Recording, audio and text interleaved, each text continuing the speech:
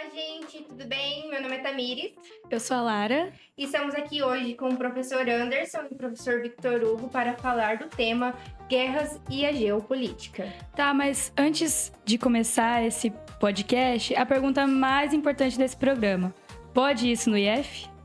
Pode, né? Pode. Por que não?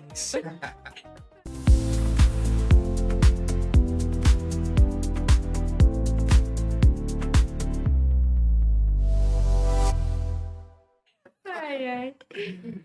Gente, pra gente começar o nosso bate-papo, acho que uma coisa muito importante que as pessoas precisam saber é quando vocês perceberam que a geopolítica ela deixou de ser uma briga entre países para ser algo que afeta a nossa vida diária. Entendi. Pra mim, primeiro isso. Para os dois. Eu posso falar antes, porque o meu é assim, a minha formação é história, né? E por mais que as pessoas acreditam que a história lida só com o passado e com o documento, ela dialoga muito com a geografia, né? Então, assim, um geógrafo tem que saber necessariamente de história, assim como um historiador tem que saber o mínimo de geografia. E eu só fui me dar conta que era possível fazer essas relações entre países e entender que não era só uma briga quando eu fui fazer história. E aí é muito interessante, porque eu só fui pensar essas relações quando eu percebi que historicamente esses países sempre estiveram ou em conflito, né, ou em comum acordo em alguns momentos históricos. E aí, assim, aí a gente começa a perceber por que determinados países agem em relação aos outros. Então, eu pelo menos, não sei o Anderson, né, eu precisei formar em história, eu precisei ir para a sala de aula para começar a compreender que nenhum fato ou nenhuma ação histórica se dava de maneira isolada, né? Ela se dava quase que muito difícil, né? De uma maneira global. Tanto é que na história a gente não utiliza mais o termo história regional, porque assim nada é local. Não tem como algo estar distante de relações globais, né? Então, para mim foi isso. E assim, acredito que hoje está cada vez mais difícil ainda perceber essas relações geopolíticas, né? Justamente por esse mundo cheio de informação, né? E tudo mais. Então, eu sou um pouco mais velho do que o Vitor Hugo, né? Eu lembro que quando eu era bem jovem, assim, uns 10, 11 anos de idade, né? Ainda existia a Guerra Fria, né? E como as famílias eram mais simples, era normal que os filhos ficassem com os pais assistindo o jornal, né? Eu lembro do Boris Casoy até hoje. Ele noticiando assim: lá na União Soviética está faltando alimentos, tem uma crise alimentar, né? E quando teve a reportagem da queda do Muro de Berlim em 89, foi o fato do ano, assim, né? Eu acho que é um pouco o que o Vitor Hugo fala. Na minha época, que é diferente de vocês, não havia essa quantidade muito grande de informações. Então, uma coisa que acontecia, a gente ficava pensando o mês inteiro. Tipo, o Zico marcou um gol. Nossa, cara, o Zico marcou um gol. Agora não, tem notícia do Neymar, que foi convocada, a Deolane foi presa lá, e muita coisa, muita informação Ao ao mesmo mesmo tempo, né? E por um lado é bom, porque na minha época, eu acho que eu era um besta quadrado, né? A gente não sabia. Hoje vocês sabem qualquer coisa. Como vive um brasileiro lá em Vancouver, ou lá em Miami, ou às vezes você tem um colega que mora na Itália e está estudando, né? Então, as informações são muito, muito fluídas. Agora, tem um problema, é muita informação, né? E às vezes eu acho que hoje eu sou mais desligado do que antigamente, porque se você ficar totalmente ligado hoje, você fica um maluco, um cara chato, né? Então tem que respirar, comer, escutar uma música, né? Tem outro E a contexto. geopolítica é um campo dentro da geografia. Isso. Ou o cara se forma em geopolítica. Então, a geopolítica, assim, na geografia a gente fala o seguinte, que a geopolítica é feita pelo Estado-Maior, né? Cada país tem seu Estado-Maior e aquela geografia básica vai para a escola. Porque eu não sou especialista em geopolítica, né? Mas eu li alguns autores de geopolítica. E, para mim, que estuda geografia, a geopolítica tem a ver com essa dança de países, de influências, tem a ver com o bloco econômico. Então, ela é muito latente. Apesar que na história, a história eu acho que vem mais com uma relação de poder, né? De Exatamente. hegemônicos, né?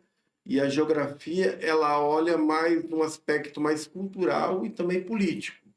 E eu acho que a história foca mais no poder. Não que a geografia não foque no poder, né? que o poder está em todas as relações, né? É isso. Professores, quando a gente fala de 11 de setembro, eu já ouvi vários relatos de quando aconteceu. Quem estava assistindo Dragon Ball e, tipo, o Dragon Ball, tipo, do nada foi interrompido para falar sobre os acontecimentos. Aconteceu isso com vocês também? Algo assim relacionado? Aconteceu demais. Eu era muito jovem, por incrível que pareça. E assim, eu não lembro se era Dragon Ball, mas eu lembro de estar na TV. Eu lembro, assim, foi 2001, né? 2001. Eu tinha 10 para 11 anos. Eu lembro de, assim, para mim era um filme. Não entendi nada, tava tomando um Toddy com, juro assim, eu lembro até hoje, mas lembro que parou aquela musiquinha da Globo, tan, tan, tan, tan, tan, e meio que não entendi, minha avó foi lá e mudou a TV pra eu não ver a desgraça, sabe? E coisa e tal. Mas eu nunca esqueci que posteriormente, isso não sei se eu já disse na sala de vocês, mas eu lembro de ter assistido o Saddam Hussein, que foi presidente do Iraque, ser enforcado na TV aberta pelos Estados Unidos, acho que 2, 3 anos depois, né? Então, assim, isso me chocou muito mais do que ver os aviões, porque, assim, para mim era avião caindo no prédio, não tinha noção do que era terrorismo, não tinha muita noção assim, né? Mas ficou super marcado na minha cabeça. Tanto os prédios caindo, quanto posteriormente a invasão no Iraque, ver uma pessoa sendo morta, assim, enforcada e saber que não era filme, mesmo sem eu entender o que estava acontecendo, né? Mas eu entendia que era um modo de violência, né? O senhor estava onde? Eu já estava namorando. Eu fazia o segundo ano de geografia, né? E na época foi bem debatido. Eu cheguei a fazer um ano de história de manhã e fazer geografia à noite, mas eu não aguentei, que história tem que ler mais, né? Geografia tem trabalho de campo, a gente dá uma enrolada, né? Mas o que eu lembro, assim, que teve várias coisas que chocou todo mundo, igual o Vitor Hugo falou, né? Porque as Torres Gêmeas estão ali perto do Pentágono, né? Foi uma coisa impressionante, porque todo mundo achava que os Estados Unidos era imbatível, né? E 2 aviões foram sequestrados de empresas de agrotóxicos, uma coisa bem maluca, assim. E outra coisa que foi feita, uma analogia, com o 11 de setembro chileno. Foi quando teve a queda do Salvador Allende, 11 de setembro de 73, foi na mesma data, né? A data, em história, é muito simbólica, né? Porque o Chile tinha um governo bem progressista e foi instalada a ditadura do Pinochet depois, né? Então, essas coisas ficou meio gravada, tá? Mas, assim, as consequências, como o Vitor Hugo falou, foram piores. Teve a guerra do Iraque, a invasão do Iraque. Mas é isso aí. Você chegou a ver ao vivo ou não? Você ouviu depois? O que? O 11 de setembro? Eu acho que desde 91, as guerras são televisivas, né? E como eu estava assistindo na época a Band News, estava ali assistindo e travou lá e falou, notícia urgente. Aí mostrou o fogo nas Torres Gêmeas. Isso, eu acho que o mundo inteiro ficou meio em choque, né? Sim. Porque os Estados Unidos, desde o final da Guerra Fria, ele é mais ou menos uma forma de polícia mundial, né? Ele já protegeu o Japão de 45, né? Depois do combate lá. Então, tem também essas questões que, olha, imagina, um grande player aí, um hegemon está sendo atacado, imagina um país que não tem tanta força, né? E quem sofreu muito depois foi os povos árabes. O cara viu um terrorista, né? Então, deve ser uma xenofobia imensa, né? E hoje eu tenho assim, a impressão de que as guerras acontecem de forma muito descontrolada, né? Por uma série de motivações e tal. E especialmente pelo professor Victor, a Guerra Fria, originalmente, né, tinha essas regras mais claras, assim. Do que hoje, você fala, assim? Exatamente. Ontem eu e o Anderson, a gente estava conversando isso, por incrível que pareça. E a conclusão que a gente chegou é que essas regras sempre estiveram em cima da mesa. A regra é simples, né? Todo mundo quer um pedaço do bolo, né? E esse bolo são esses acúmulos de riqueza, né?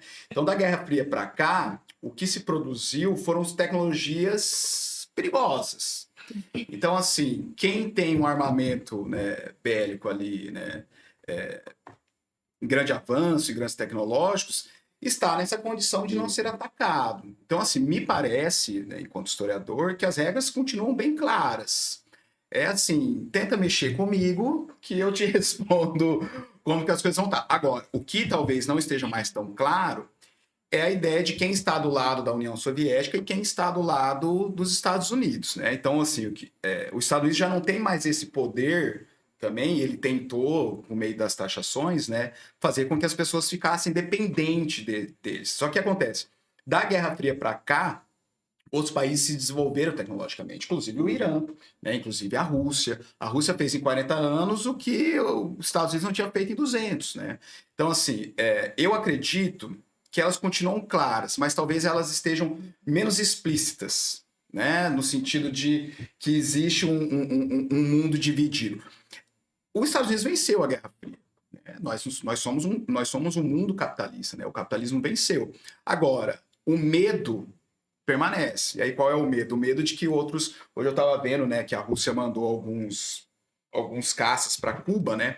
E Cuba é um país extremamente pobre, mas que não tem o tanto de petróleo que a Venezuela, só que ele tem o que os outros não têm, né? Que é, na lógica latina, deu certo, Cuba. Né? Eles não são dependentes do imperialismo norte-americano. Aí imagine se todos os países do mundo não serem dependentes do imperialismo norte-americano. Né? Então, assim, não estão claras, ou melhor, estão claras, mas não são explícitas, né? Elas permanecem. O mundo ainda é dividido da Guerra Fria para cá em quem manda e quem não manda. E esse mandato está ligado ao mercado de ao mercado de trabalho, não. Ao trabalho no sentido da produção de capital, né? Acho que é isso, né? Você quer complementar? Eu acho que também, antigamente tinha estabilidade, mas a gente não tinha tanta informação, né? Uma coisa que era comum nas décadas de 60, 70 e 80 era espionagem. O que é espionagem? Eu coloco um professor, um jornalista lá no país para extrair informações. Mas como hoje tudo é monitorado, tudo é vigiado, né? As guerras tendem a ser mais tecnológicas, né? E menos participação de pessoas. E a tendência futura é mais inteligência uso de inteligência artificial, né? Que é uma tendência mundial, tá? Tanto é que se você olhar o conflito aí do Irã, de Israel, tem mais civis que vêm a óbito do que militares, tá?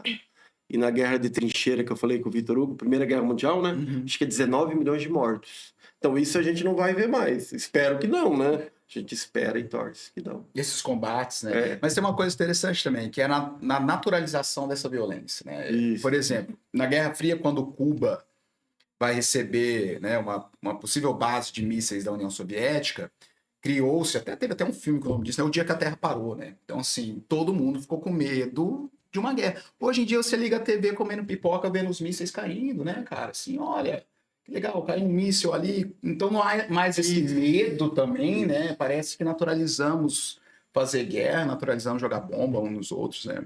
Isso mudou, né, completamente. Professores, aproveitando o gancho que vocês puxaram da tecnologia, vocês acham que hoje a tecnologia mudou a lógica de quem vence uma guerra? E aproveitando, né, as guerras, né, de informações e as fake news, elas podem mudar o rumo de uma guerra?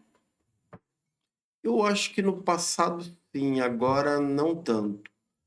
Eu lembro da guerra da invasão do Iraque em 2003, que o governo americano, junto com a mídia, a grande mídia, os caras ficaram um ano batendo. Olha, tem que invadir o Iraque, tem que invadir o Iraque. O Iraque tem bombas químicas, né? Ditador lá, E tem bomba nuclear. Então, a opinião pública, no caso a mídia tradicional, ela atuou fortemente para mudar o comportamento da população. Que a população até então era contra a invasão do Iraque. Depois de um ano batendo, eles foram a favores. Até acho que o Partido Democrata votou a favor, né? E o mundo de hoje mudou. Nesse ponto, acho que hoje, apesar de todos os problemas, hoje as pessoas conseguem perceber que a guerra não é uma coisa boa. Tanto é que a pesquisa americana que saiu mês passado, semana passada, sobre a popularidade do Trump, acho que caiu de 47 para 39. Então, imagina. Se alguns empresários estão pensando, lá tem petróleo, a gente pode chegar lá e tomar, como é o imperialismo antigo, para a maior parte da população, isso não é legal, né? Mesmo ele sendo de um país que é mais hegemônico, né? Eu acho que nesse ponto melhorou, porque na minha época, dos anos 70, 80, eu acho que a população era muito manipulada. Hoje você tem mais informações. Isso é uma coisa boa, né? Mas as fake news sempre existiram, né? Eu lembro até hoje, quando eu era muito pequeno, tem um ditado que virou popular, né? Se você mentir 1000 vezes sobre um assunto, vai se tornar verdade. Eu acho que era mais ou menos... O Hitler falava isso, né? Então, a mentira é traduzida, é divulgada todo dia, né? Ela se torna uma verdade. Mas hoje eu acho que Um exemplo, sua colega mentiu lá para sua turma lá. Ó, o professor foi embora de história, né? Em menos de um minuto, um colega vai falar, não, aqui, ó, o Vitor Hugo está aqui, ó. Então, eu acho que nesse ponto a tecnologia é muito interessante. Agora, Tanto é que se você perceber agora nessa guerra que está tendo do Iraque, do Irã com os Estados Unidos, o Trump fala uma coisa. No outro dia o presidente fala, ó, não é verdade. Eu não falei isso. Então, isso é uma coisa formidável, tá? Então, você conseguir responder de forma instantânea, né? Posso? Sim, Acho que só tem uma questão. Você já estava lendo sobre isso. A internet, ela surge como uma ferramenta militar. Né? Os Estados Unidos não criou a internet para as pessoas ficarem jogando joguinho, não é? E tudo mais. E aí a leitura, desculpa, a leitura era o seguinte. Algumas pessoas abrem mão de usar determinadas tecnologias. Então, por exemplo, não vou usar o Google porque o Google está vigiando, porque o Google é dos Estados Unidos, o Google aquelas teorias da conspiração, não vou usar e tal. Só que elas usam outros tipos de tecnologias, como as redes sociais. Então, por exemplo, se você pegar o Facebook, a Meta em si, né? Você assina aqueles termos que ninguém lê, né? E tudo mais. Hoje em dia, aqueles robozinhos, não sei se você viu, aqueles robôs, eles fotografam coisas que tem na sua casa para, de repente, assim, sei lá, você tá na academia, tem um whey protein em cima da sua geladeira. O robozinho tá limpando a sua casa e tira foto e tudo isso. Não é que ele vai te vigiar e vai mandar uma bomba na sua casa, tá? Mas assim, de repente começa a aparecer umas propagandas de whey no seu celular e você fala, pô, mas eu nem, né, não tava aqui e tudo mais. E aí, qual que é a leitura? Essas ferramentas de lá para cá, elas estão menos visíveis também, né? Então, assim, nós temos... Isso aqui tá aberto, né? Os nossos microfones aqui. E aí, mais ou menos, estão abertos para o cara te vigiar nem te roubar. Mas são tecnologias. Hoje, a internet ocupa um lugar que essas armas antes não ocupavam também, né? Eu não sei se mudar mas influenciar, né? Eu tenho medo das inteligências artificiais e das fake news, assim, serem utilizadas como uma ferramenta de matança, né? Agora, quando você fala de tecnologia, isso a gente até conversou ontem. Do ponto de vista bélico, o mundo não mudou muito, não, tá? Parece a Guerra Fria, né? Até dados ali, eu fiquei até espantado que eu não achei que era tanto, né? Mas os Estados Unidos e a Rússia hoje concentram 90% das ogivas nucleares. Por isso que quando o presidente da Ucrânia pedia para os Estados Unidos ajudar eles, os Estados Unidos sempre assim, meio na ponta dos pés. Olha, não é bem assim, né? Porque eles juntos, eles podem acabar com o planeta, né? E depois do terceiro colocado, que é a China, tem 600 ogivas. Então, os Estados Unidos e a Rússia juntos têm 11 mil. Então, a China perto da Rússia, Estados Unidos não é nada. E depois vem França, Reino Unido, então vai juntar aí mais ou menos, vai parar na Coreia do Norte, tá? A galera gosta da Coreia do Norte, né? A Coreia do Norte é o 9º país que tem ogivas. Tem aproximadamente, no estudo falava entre 30 a 60 ou 65, né?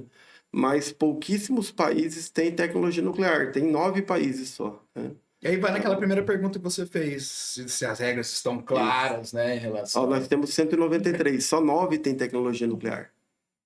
Pouquíssimo, né? Professor Anderson, aproveitando que você falou da China, né? Como que fica o mapa de disputa hoje com a ascensão da China?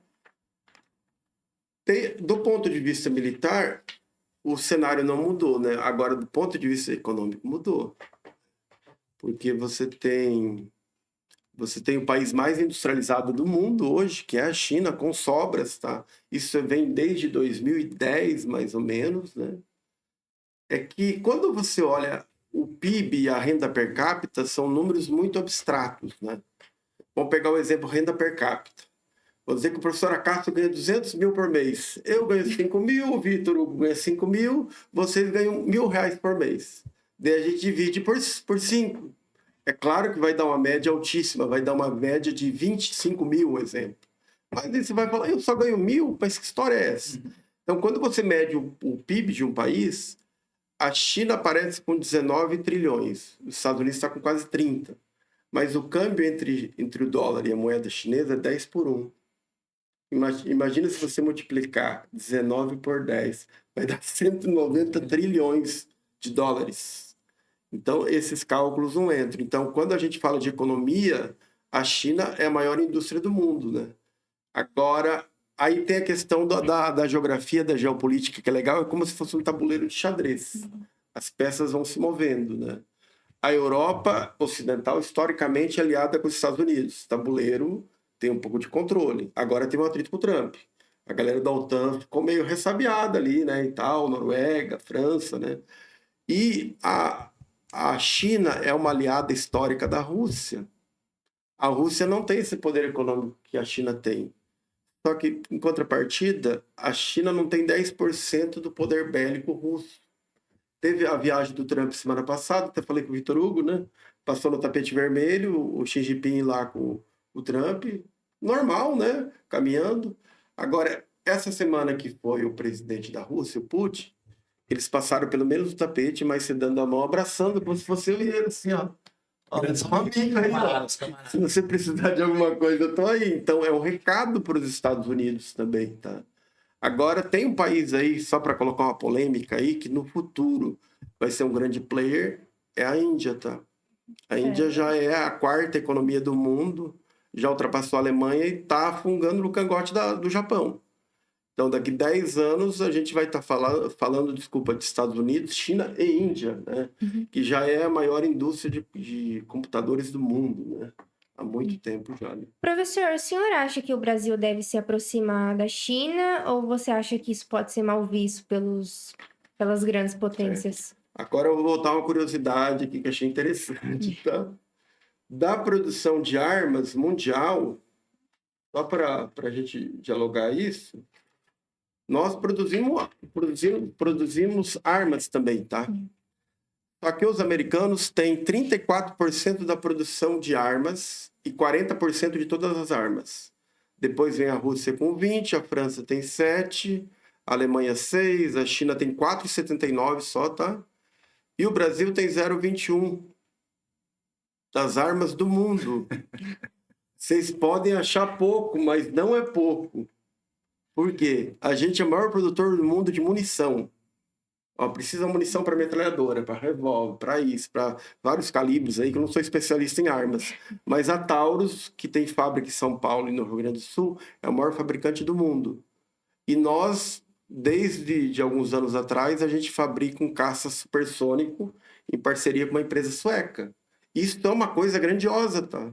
Apesar da gente estar em 0,21%, nós estamos entre os 30 melhores do mundo. Olha que loucura, né? Agora, voltando à pergunta da China, né? Que essa pergunta é a pergunta de 1 milhão, né? Cuidado. É uma pergunta de 1 milhão. Porque, historicamente, nós somos mais alinhados com os Estados Unidos, do ponto de vista cultural. Por isso que vocês aprendem inglês, né? Se a gente voltasse aí nos tempos dos nossos bisavós, a gente aprendia francês. Porque eu sou meio das antigas, eu acho legal o mundo antigo, né? É mesmo. Porque, assim, imagina, até 45 a economia era inglesa. A Inglaterra mandava no mundo, né? E mandou durante 2, 3 séculos. Só que a cultura era francesa. O idioma, os livros, as artes, né? Hoje a gente vive um período diferente, porque a cultura é americana. É a música, é o teatro, é o cinema, né? A língua, a literatura, né? A moeda, que é o dólar. O dólar é um porto seguro ainda, né? Só que a economia já é da China. E os asiáticos ali, Taiwan, Vietnã, produzem muito também, né? Então, aí tem uma questão mais polêmica ainda, que a gente não pode misturar geopolítica muitas vezes com ideologia. Porque o interesse do país, às vezes, é diferente do interesse do político. Vamos pegar o caso quando, na primeira questão que teve do Putin com a Ucrânia, eu acho que o Bolsonaro era presidente, não era isso? E daí deu um atrito geopolítico por fofocas e tal, né? Daí o Bolsonaro falou, não, peraí, a Rússia é nossa parceira, a gente compra fertilizantes da Rússia, né? Hoje, independente do cara que assumiu o governo do Brasil, pode ser qualquer um. A China compra de nós hoje quase 30% de tudo que é produzido. Do agro é mais da metade. Então, imagina um presidente que fala, eu não vou comercializar com a China. Nunca mais. Ou com os Estados Unidos, que compra quase 13%, 14%. Então, é impossível, né? Ó, metade das exportações nossas vão para 4 países. China e Estados Unidos vão dar 41, Argentina 5,50, Holanda mais 3,39. Já deu 50%. Então, para os outros 188 países aí, vai sobrar 50. Então, geraria uma crise no Brasil, tá? Você não vem falar, olha, eu sou o cara mais bonito, você é o presidente, eu não gosto muito da China. Ou eu não gosto dos Estados Unidos, né? Então, hoje seria impossível você abrir mão de um parceiro tão grande. Daí você fala, eu não vou vender soja para os Estados Unidos. Mas quem que vai comprar toda essa soja que está aí, meu irmão? Vamos mandar para outro planeta, né? E é muita soja, né? Não tem onde colocar, né? E aí é a tática da Guerra Fria também. É. Você cria um medo de um inimigo, né? As pessoas ainda estão acreditando que esse inimigo vai vir e vai dominar esse território. E se você fizer relações com ela, olha, vamos fazer agora uma ligação de um trajeto daqui para a China. Viu? Vai trazer todos os chineses. E são questões econômicas, né? Assim, que geram emprego, né? Que geram mercado. Então, você acha que o Brasil tem que se aproximar da China? Aí, historicamente, o Brasil, ele sempre adotou a política da boa vizinhança, né? Tanto é que o Brasil foi provocado ali na Segunda Guerra Mundial, né, e tal. E antes do Brasil receber investimentos dos Estados Unidos para fazer a CSN, na época, né, ele pediu para a Alemanha. É claro que o Vargas ele não estava a par de todas as atrocidades. Muitas pessoas nem sabiam o que acontecia na Alemanha. Os ingleses sabiam, os franceses, né? Mas, assim, o Brasil sempre agiu de forma pragmática, tá? A nossa última guerra foi contra o Paraguai. Nós nunca tivemos envolvimento. A Guerra das Malvinas foi em 83, a gente ficou quieto, cara. Né? Por quê? Porque a Inglaterra, quem que vai mexer com a Inglaterra na época, né? O Brasil, ele tem esse histórico de não posicionamento. Eu acho que é uma coisa boa. Porque daí, se a gente não se posiciona, a gente pode produzir só 0,21% das armas e tá de boa. Tá? O Brasil é visto mundo afora como um país assim simpático, né? Olha, eu gosto de brasileiro, gostaria de ir lá conhecer, né?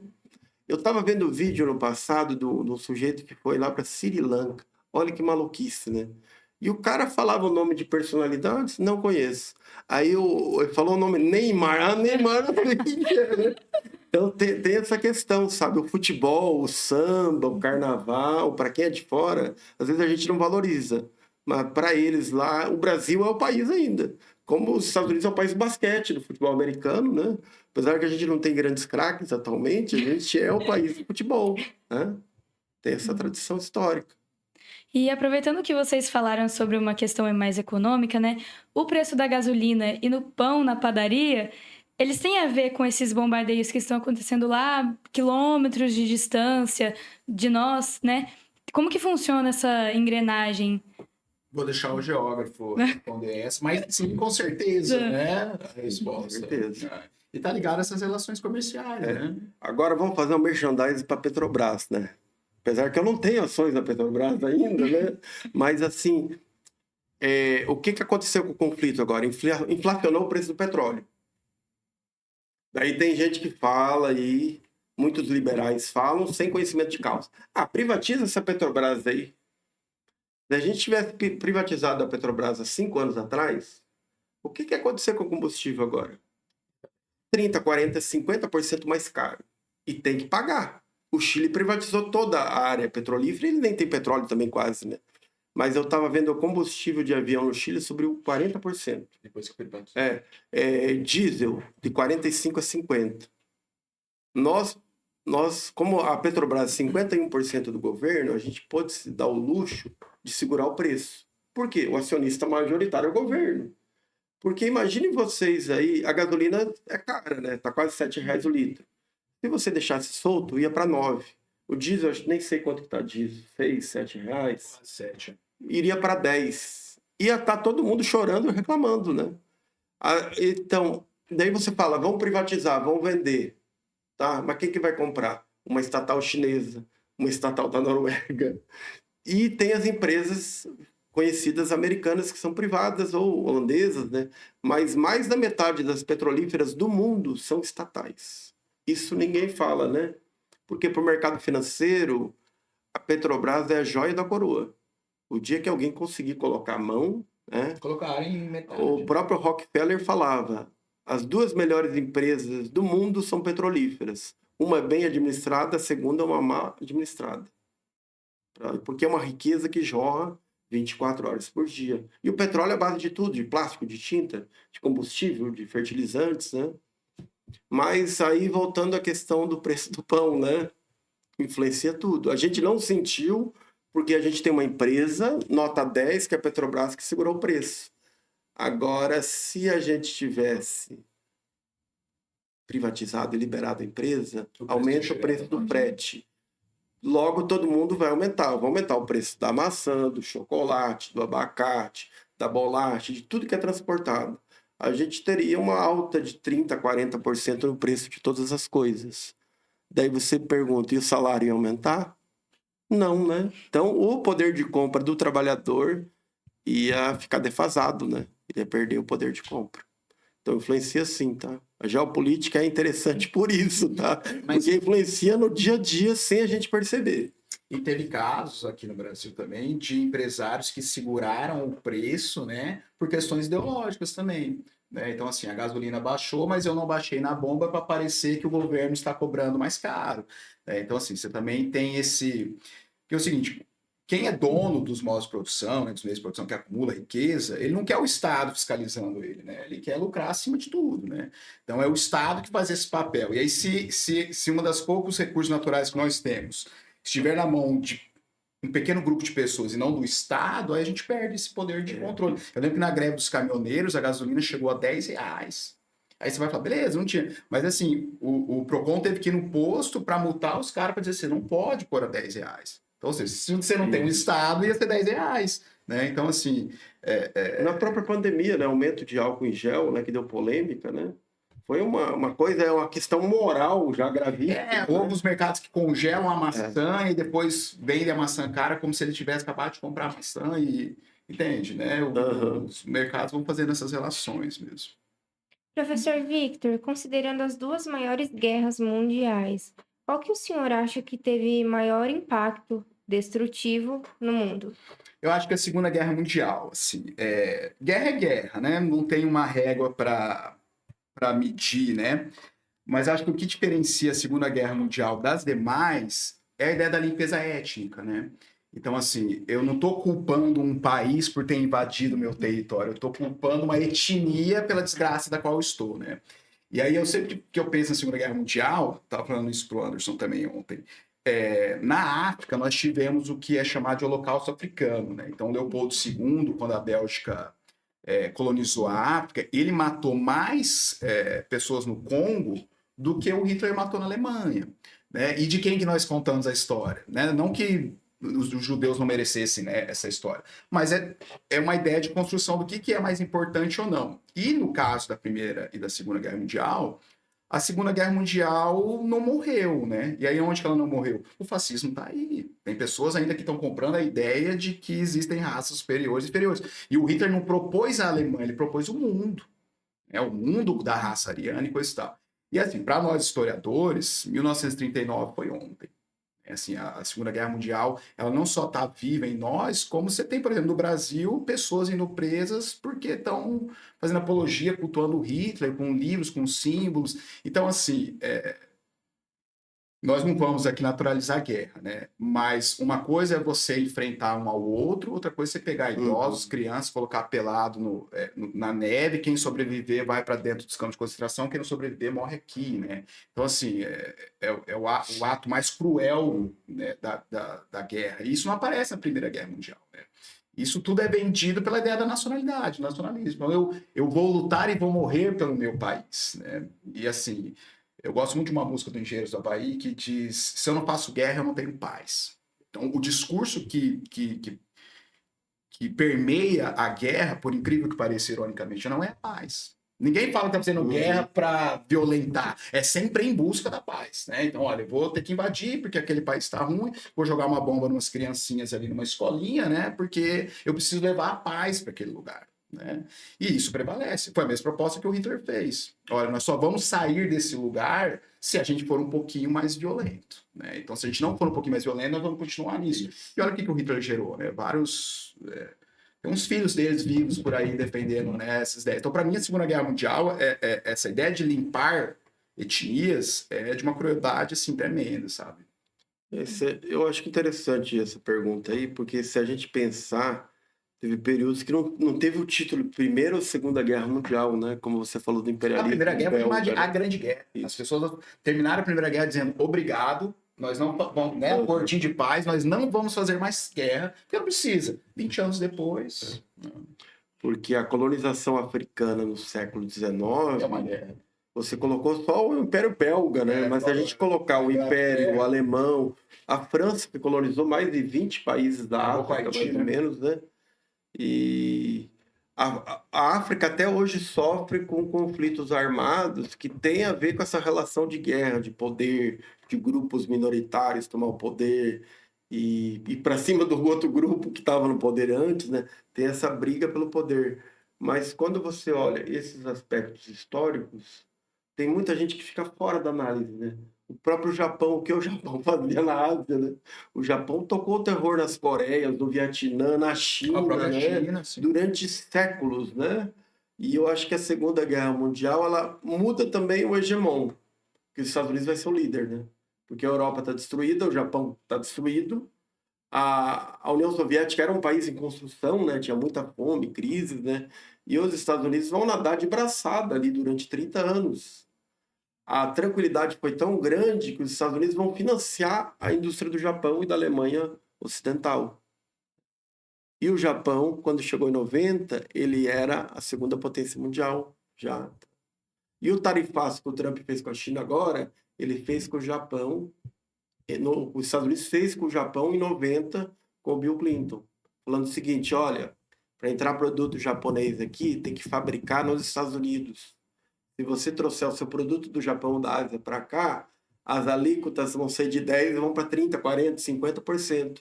Qual que era a diferença? A diferença é que o Japão tinha um pequeno território e a China não. A China é um grande player. Quando você olha para o mapa mundi, vocês que adoram geografia, olha lá o tamanho do Brasil, do Canadá, dos Estados Unidos, da China. Eles se destacam no mapa. A própria Índia, né? O que é o Japão no mapa? A Alemanha, né? São países muito pequenos. A França, o maior país da Europa, ela é do tamanho da Bahia. Então a galera tá de olho em recursos naturais nossos e outras coisas também. Nós somos um país em construção ainda. Se a gente tivesse construído, nós talvez seríamos a potência mundial, né? Tivéssemos desenvolvido Se todos os tivéssemos estados, né? colonizados, né? Se todos os estados fossem desenvolvidos igual São Paulo, né?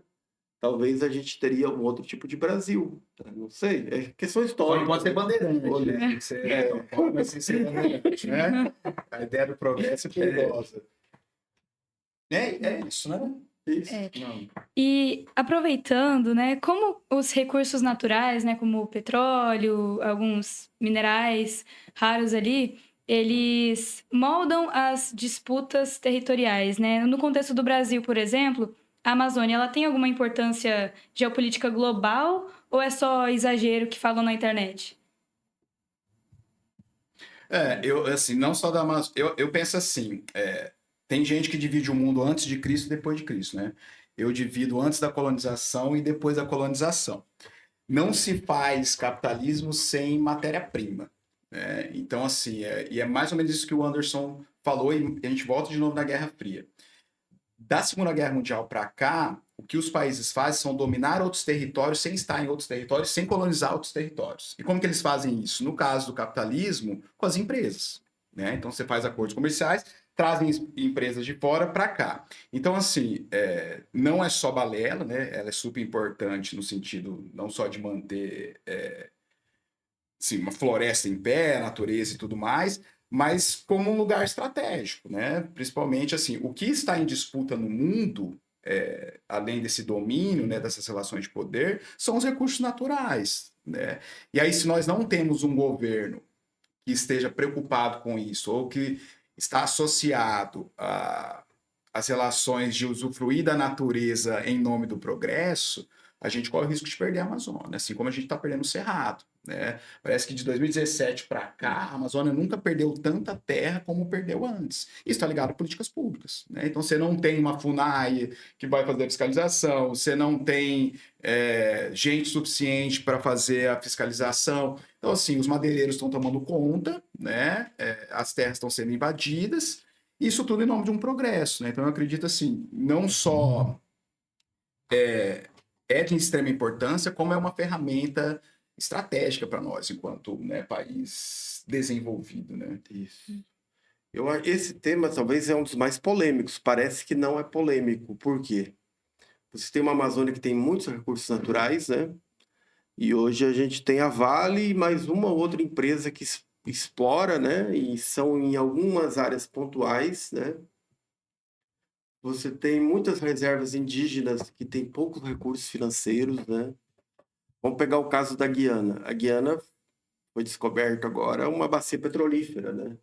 E o ano retrasado quase deu conflito com a Venezuela, porque a Venezuela queria se apropriar da Guiana.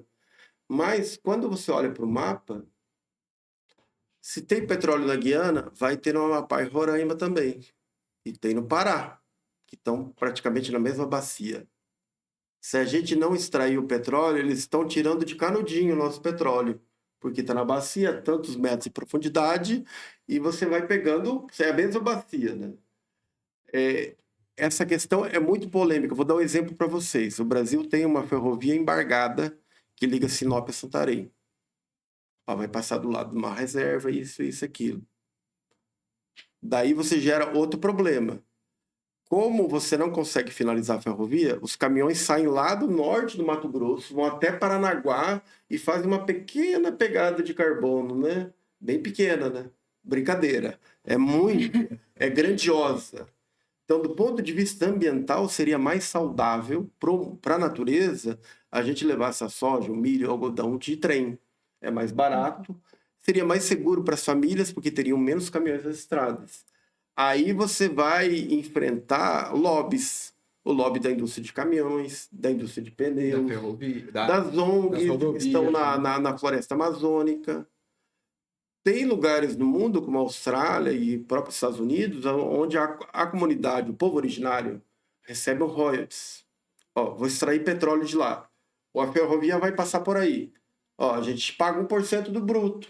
Vai passar 200 milhões de reais por dia. Meu sonho. Você ganha, eu não sei, 20 mil reais. Não, dá mais, né? 200 milhões, 1%, 2 milhões, né? 2 milhões de reais por dia. Imagina uma comunidade indígena, você falando todo dia para eles, caiu mais 2 milhões a conta. Os caras iam se transformar. Eles iam ser independentes do Estado brasileiro. Eles poderiam ter o seu hospital, a sua polícia indígena, a sua fiscalização e estariam mais protegidos do que estão agora. Porque do jeito que está, não está legal. Independente de coloração política partidária, o garimpo ilegal é terrível. Ele contamina a água, a riqueza muitas vezes está vinculada a grupos criminosos, PCC, Comando Vermelho. Os caras tiram aí toneladas de ouro por ano. Esse ouro podia vir para a economia brasileira, tivesse uma empresa, paga lá 10% do lucro, poderia ter um cuidado com o meio ambiente, não jogar mercúrio direto no rio, né? Então, são um monte de coisa, mas sabe o que é o triste? Nós não debatemos essas questões. Isso é o mais triste, né? E todo mundo perde, né? Porque existe um mito no Brasil que foi criado da natureza intocada. A natureza intocada... se essa riqueza da natureza não for para nós, para quem que vai ser? Vai que daqui 100 anos vem um país e invade o Brasil, a Índia. Vai falar, agora é tudo nosso, obrigado por serem otários durante 500 anos. Né? Então, a questão é muito complicada. Tá? Um exemplo, a gente tem Itaipu. Na época, eu lembro que a galera foi até contra e tal, para que criar uma usina tão grande, né? Mas a Itaipu é um rio de dinheiro. A gente está ganhando as placas solares agora, vocês viram a notícia, com dinheiro da Itaipu, porque tem muito dinheiro. Assim, imagina a gente explorando aí ouro, petróleo, diamante na Amazônia de forma organizada, respeitando a legislação. Seria bom para todo mundo. Agora, do jeito que está, é bom para alguns grupos. O madeireiro ilegal, o garimpeiro ilegal, né? E isso para o Brasil parece que não é um tema, porque existe muito interesse externo de ONGs, né? Francesas, japonesas. Os caras vêm na Amazônia, patenteiam um produto lá, fazem pesquisa com açaí, com cupuaçu, descobre uma nova cura aí para uma doença e a gente fica olhando. Para nós é triste, mas vocês são o futuro, tá? Eu e o Vitor Hugo, a gente Tá quase aposentando. E não estão falando nem de explorar, mas de envolver, né? Isso, pesquisa tecnológica, né? Então é muito triste, né? Porque quando eu era jovem, igual vocês, assim, igual eu, o professor de geografia falava, ó, o Brasil é o país do futuro. Né? Isso era 35 anos atrás, né? 40. Professor Victor, pensando assim na preservação, né, do nosso território nacional, o que que o senhor acha que o Brasil deveria fazer nessa questão de prioridade? A gente deveria manter a simpatia ou você acha que a nossa máscara não duraria muito tempo? Eu acho assim, mais uma vez, dividido o mundo em colonizado e não colonizado, né? Porque assim, um campo de conhecimento da história que chama decolonialidade, né? Dos estudos culturais. E aí o que esse povo está estudando? Eles estão dizendo, olha, a colonização acabou, mas alguns traços permanecem. E aí onde que esses traços permanecem? Primeiro na exploração, né? Segundo, no reconhecimento do Estado. Então, é o Estado que vai te dizer o que você pode e você não pode, se você vai ser reconhecido como tal ou não. Então, assim, eu, enquanto colonizado, né, eu acho que a gente tem que valorizar o que é nosso, focar no que é nosso, produzir o que é nosso, e isso está ligado a políticas públicas. Até a gente discutiu lá na sua sala, né? Por exemplo, se você pensar a reforma agrária, que é algo que foi feito em vários países, como Estados Unidos, né, Dinamarca e tudo mais. E você distribui essas terras que estão sobrando, né? Então você tem 80 milhões de hectares no Brasil em terras não produtivas, né? Para 4 milhões de pessoas cadastradas. E você começa a produzir aquilo que nós compramos, já é uma valorização, né? Então, assim, eu acho que a gente não precisa comprar brigas com ninguém, mas também não precisamos nos colocar nessa ideia de que somos terceiro mundo. Né? A ideia do terceiro mundo é uma ideia que o europeu colocou na gente. Né? E a gente vai naturalizando que nós somos incapazes. Porque o brasileiro é assim. Não vejo a hora de me mudar do Brasil, sabe? Mas tinha que ser brasileiro. E isso perpassa não só a economia, mas a educação. Por exemplo, eu sem querer, né, desmerecer os meus colegas da exatas e tudo mais, mas assim, eu fico muito chateado quando eu vejo escolas que têm 2 ou 1 aula de história para 6 de matemática. Entende? E eu não estou dizendo que matemática é menos ou mais importante que história. Eu estou dizendo assim, se eu não conheço a minha história, se eu não conheço aquilo que me cerca, né, enquanto sujeito, eu estou perdido. A gente costuma dizer que quem não conhece a sua história vive na escuridão. Né? Então, por exemplo, é muito fácil eu dizer que aquela pessoa ela né, preguiçosa por querer terra ou que ela tá morando na favela porque ela quer, se eu não voltar no passado e tem uma lei de terras aqui que proibiu as pessoas de ter terra. Tem umas capitanias hereditárias que foram dadas uma terra para uma galera que está na terra até hoje. Então, assim, eu acho que o Brasil não tem que tomar partido, e é o partido do Brasil, né? No sentido, assim, de valorizar a cultura, valorizar a história, e entender que nós estamos na disputa, né? Nós não somos menos ou mais. O Anderson mostrou E aí não só a produção de armas, mas nós somos os maiores produtores de laranja, de café, né, de soja e tudo mais. Eu acho assim, a postura é essa, é o diálogo. Né? E vai dialogar com os Estados Unidos, dialoga. Vai dialogar com a China, dialoga. O que nós não podemos é colocar o mercado à frente das nossas relações. Né? Um país desenvolvido é um país com qualidade de vida. Né? Então, assim, também não adianta nós estar produzindo muito e ter família que não está comendo. Então, acho que educação, economia, conhecimento histórico, eu acho que são as posturas que o Brasil tem que tomar. Isso se dá por meio de políticas públicas. Professor Victor, o senhor estava falando dessa questão do nosso mercado, que a gente somos os maiores produtores. E, assim, a gente é o maior produtor, por exemplo, de café, e os melhores cafés vão para os outros países. E o que o senhor acha disso? Decolonialidade, é exatamente isso. Por exemplo, quando os portugueses chegam aqui para colonizar a gente, o açúcar ele era considerado um ouro branco naquela época, porque era difícil ser extraído, né? Então você dava de presente para o casamento das rainhas um pouquinho de açúcar e tudo mais. E aí o que acontece?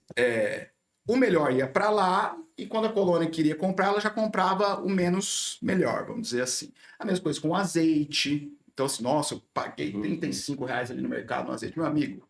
Esse não é o melhor azeite, é o mais caro, o melhor não está vindo para cá. Ou se está vindo para outro caminho. Então, assim, são traços dessa colonização. Então eu tiro o imposto da empresa porque ela é de fora e ela vai trazer emprego, né? Aí eu vendo, na época da pandemia, as melhores carnes não eram a gente que estava comendo, eram os países ditos de primeiro mundo, né? Então, assim, primeiro é se desprender desses traços coloniais, das quais são os grandes países que ditam a regra. Né? É óbvio que no mundo que a gente está, se a gente não acompanhar as regras também, você corre o risco de sofrer um tarifaço lá, como foi o do Trump, né? Mas eu acredito que seja isso, Tamires.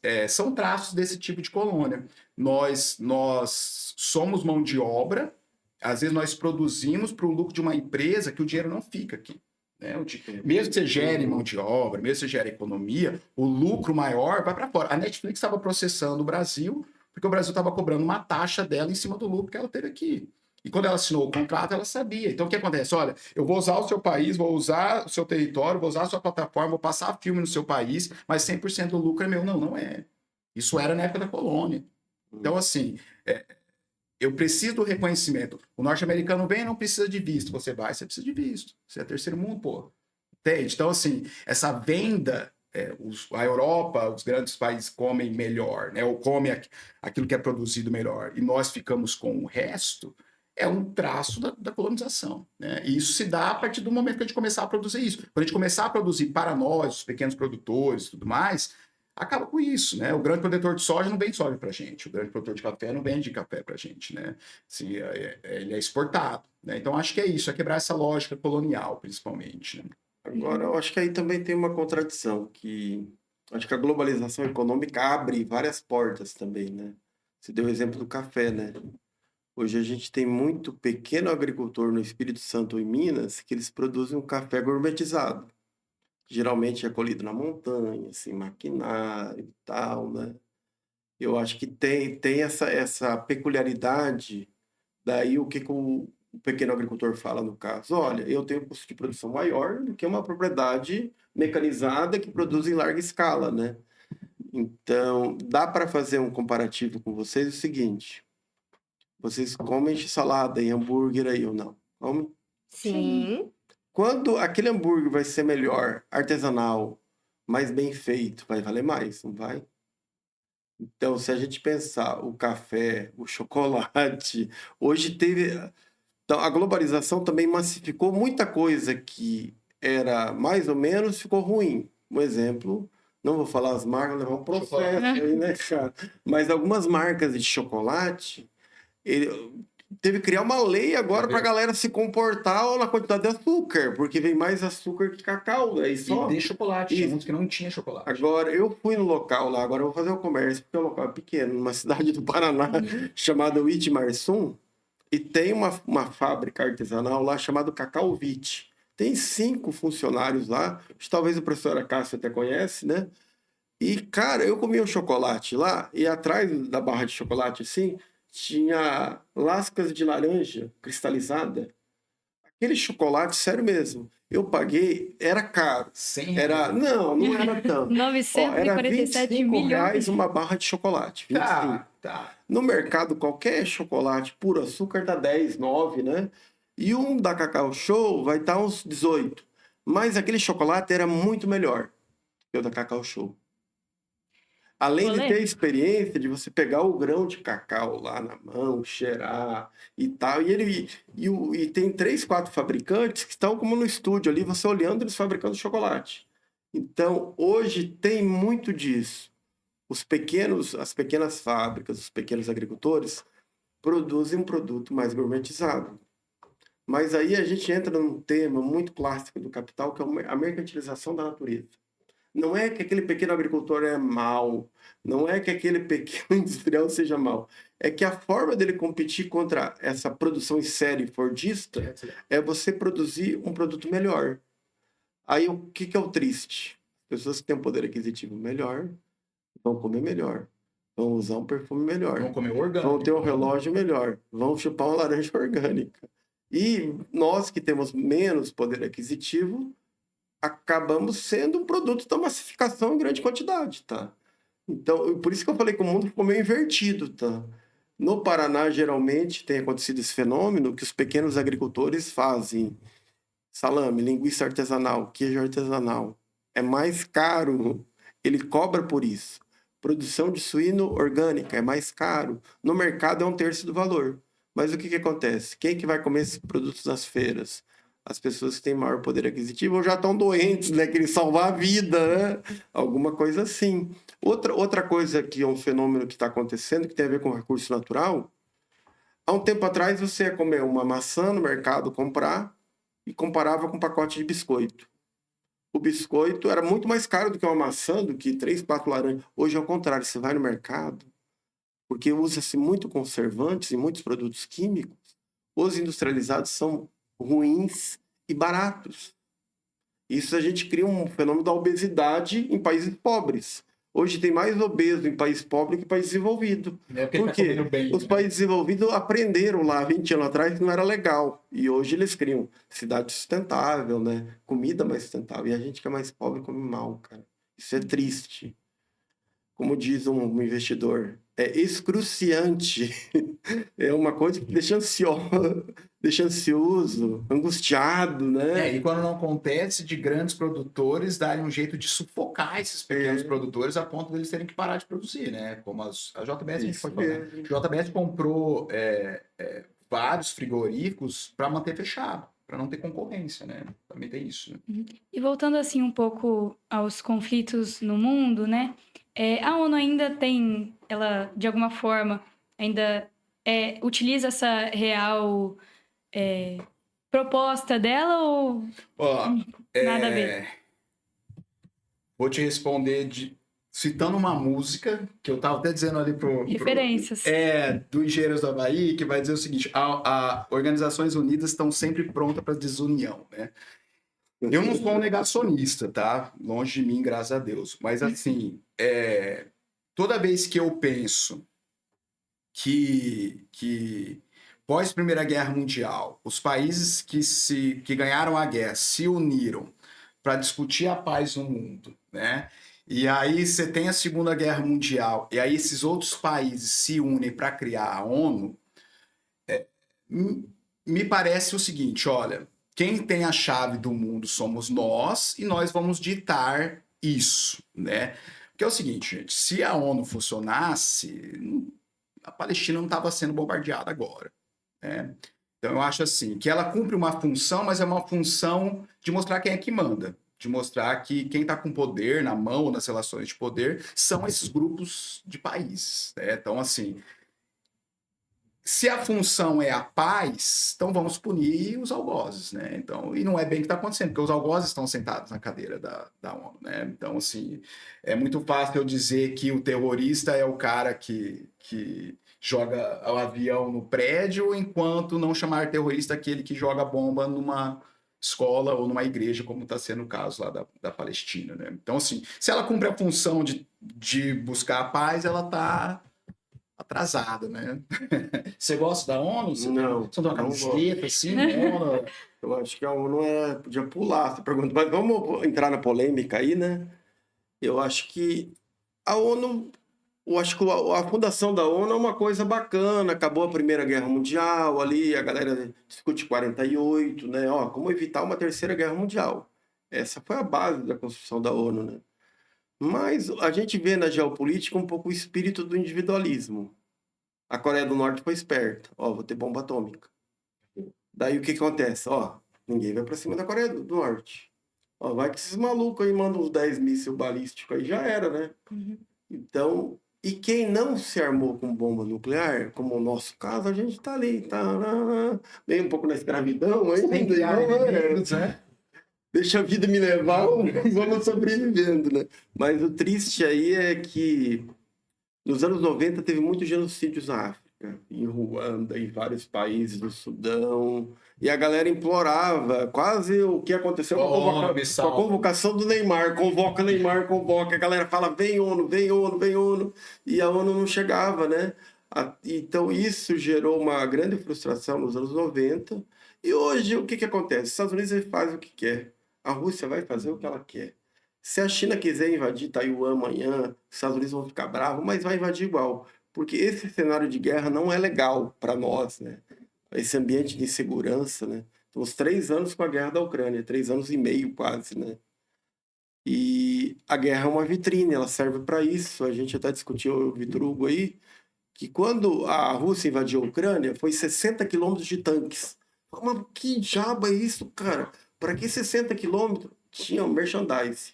Os tanques que estavam na frente são modelos antigos, que os países pobres compraram há 30 anos atrás. E os que estão atrás são modelos novos. Então, a gente manda os primeiros para os soldados morrer e o tanque se arrebentar. E os que estão vindo lá na rabeira são os bons. Então, está fazendo propaganda para governos da África, da Ásia, da América do Sul. Aqui tem pouco louco, ainda bem, né? Mas na África e na Ásia sobra, né? Então, isso é uma vitrine. Ó, eu vou mandar todos esses tanques porque eu quero vender esse ano. Minha meta é vender 1.000 tanques, 2.000 tanques, 10.000 tanques, né? E os Estados Unidos também faz essa vitrine quando vende armamentos, né? Então, você imagina aí a Ucrânia, a ideia da Ucrânia é se armar até os dentes depois da guerra, para no futuro tentar fazer a revanche, né? Tomar, né? Faz parte do jogo, né? E a Alemanha e a França, que tinham diminuído o potencial de armamentos, aumentou com o conflito. Porque o que a Alemanha e a França pensaram? Vai que a próxima bola da vez é a gente. Então, isso cria um cenário não legal, tá? Então, quando a gente fala de conflito, a gente está até um pouco brincando aqui, mas a gente tem que dar graças a Deus dos nossos vizinhos, nenhum ser armado até os dentes aí, né? Porque imagina se a Argentina fosse um país armado, o Paraguai armado, a Bolívia, ia ser um cenário de estabilidade. Então, aqui a gente tem uma relação fraternal, né? Tem problemas de fronteira, tudo, mas um exemplo. Isso que o Vitor Hugo falou é bacana. A gente vai no Paraguai, a gente é bem tratado, vai na Bolívia, vai na Argentina, vai no Uruguai, aqui com a rota bioceânica, vocês que são novos, pega uma mochila nas costas, vai lá pro Chile, nem que é de carona. Então, isso é uma coisa fantástica. Agora, imagina um habitante lá que está na Síria, que está envolvido com conflito, ou no Líbano, ou Israel, né? O povo de Israel não tem nada a ver com a questão de armas, nem o Irã não tem nada a ver. Mas os governos acaba que as pessoas vão marcando você, tá? Imagina um israelense hoje lá no Iraque.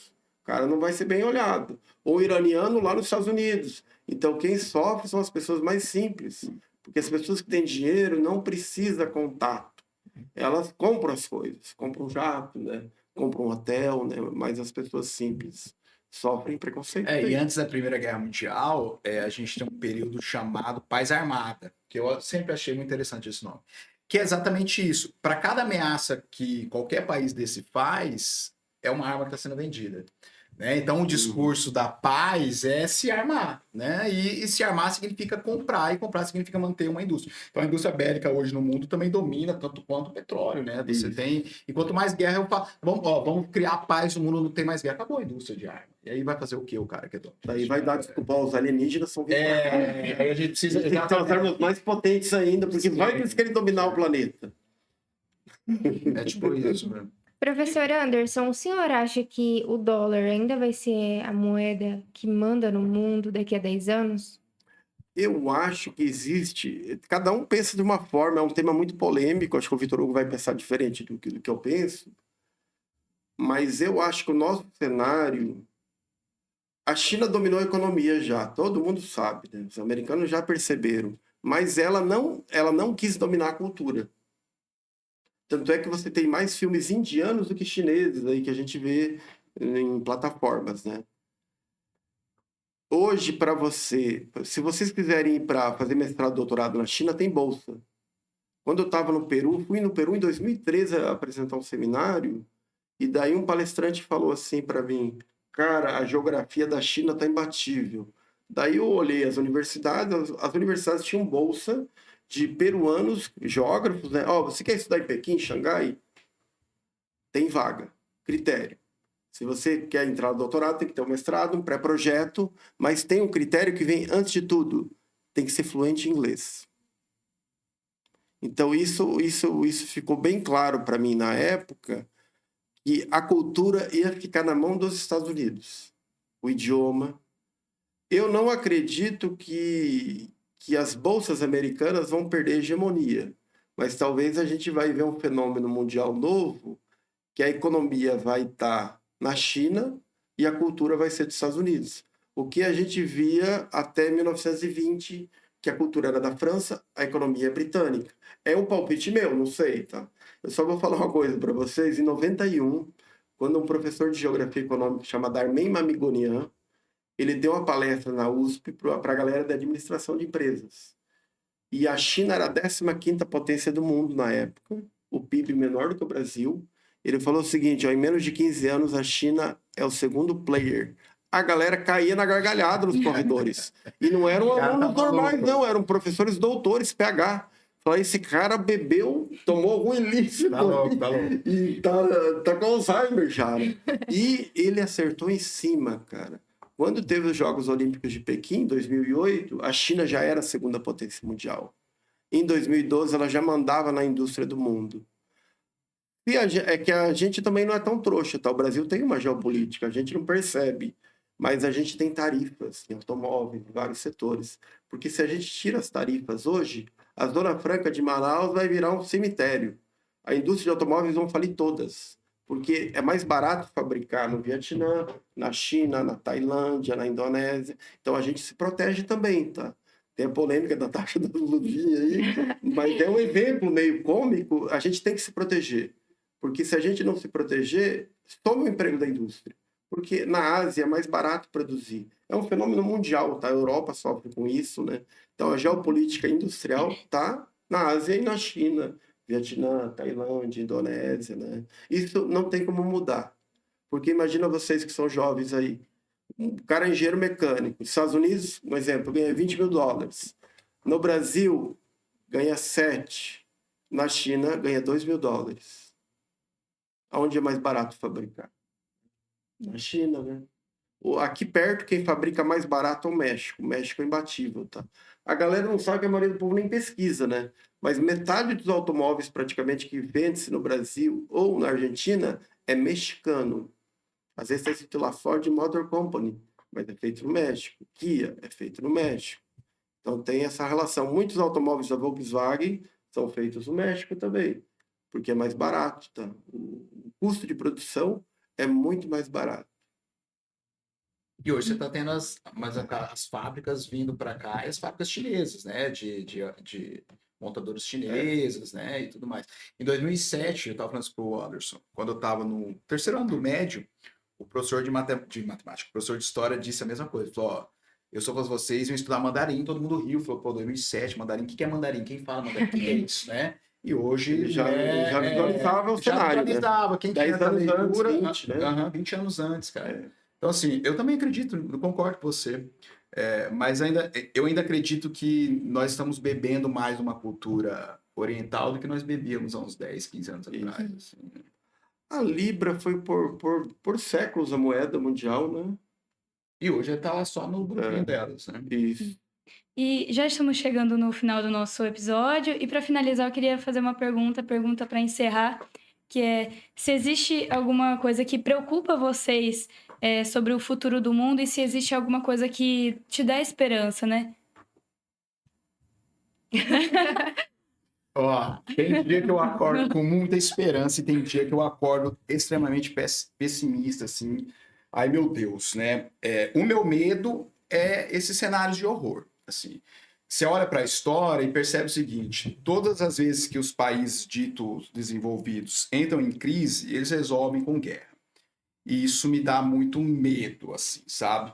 E aí a esperança pode parecer meio clichê, o que eu vou dizer aqui, mas a esperança tá nessas novas gerações, eu acho, sabe? Nós estamos, ao mesmo tempo que a gente está mergulhado em fake news, né, em alienação do TikTok e tudo mais, nós estamos questionando mais o mundo. Então, por exemplo, assim, eu percebo alunos me perguntando coisas que eu fico imaginando assim, eu na idade deles não perguntava, assim, não, né, eu estava preocupado com outras coisas. Então, a minha esperança está na educação, né? Não nesse tipo de educação. Né, educação liberal, que enche uma sala de aluno lá, 50 alunos e mede, né, o professor que se vira, né? Mas uma educação que seja pautada nesse conhecimento nosso, né? Assim, nos valorizar enquanto brasileiros, valorizar o nosso território, nossa identidade, é onde está a minha esperança. Agora, sem criar nenhum tipo, né, de terror nem nada, me parece que isso que a gente está passando vai durar um bom tempo ainda. Eu acho que para a gente sair desse cenário de guerra, algumas coisas ainda vão ter que acontecer. Mas a esperança, pelo menos para mim, tá na educação, assim, eu não vejo outro caminho a não ser isso, né? E aí, mais uma vez, né? É difícil você ter educação num mundo onde você, às vezes, tem que escolher entre comer ou ir para a escola, né? Porque tá ligado a isso também. Né? E você tem esperança no mundo? Então, a gente está falando de geopolítica e de guerras entre potências, né? Ou Estados Unidos e a Rússia são as potências militares que estão envolvidas nos conflitos maiores, né? Mas eu acho que tem guerras diárias que a gente não percebe. Por exemplo, a fome na África. Todo mundo esqueceu de 10 anos para cá, né? Depois da pandemia, ninguém lembra mais da África. Mas o índice de pessoas que passam fome na África chega a ser 20, 30% da população. É uma tragédia, né? Diária, né? Quando eu vejo jovens querendo sair do Brasil, uma das coisas que mais afeta nas grandes cidades são os homicídios, né? 42 a 45 mil homicídios por ano. Homicídios quando a pessoa tem intenção de matar. Não tá aqueles que foi bala perdida, outra coisa. Isso não tá na contabilidade, tá? Acidente de trânsito, essas coisas. Mas é homicídio com intenção. E daí o cara fala, cara, isso é uma guerra por ano. Então, e a gente naturaliza esses fenômenos assim e acha normal É igual você falou, ó, jogaram uma bomba lá, o cara tá comendo um hambúrguer e olhando, ó, que legal a bomba, né? Então a gente perdeu um pouco dessa empatia, né? Eu acho que como a gente tem muita informação, vocês aprovam amanhã de Química e Geografia, tem um trabalho, vou fazer isso, aquilo, Virgínia e Ponsel. todas as informações estão junto, e seleção brasileira, e futebol, e o meu treino de vôlei, aí eu vou fazer teatro agora.